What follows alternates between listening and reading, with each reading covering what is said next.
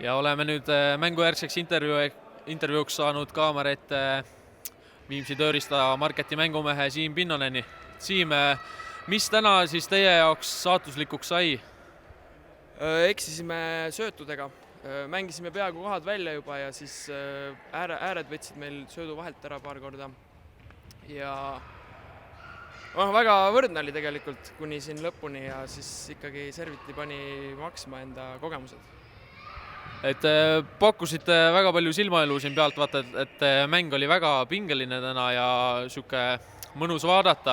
Et mida head siit järgmisele mängule kaasa võtta, et seeria seis on nüüd ju 2-0 Põlvale, et mida peaksite muutma või mis on siit positiivne, mis kaasa tuleb?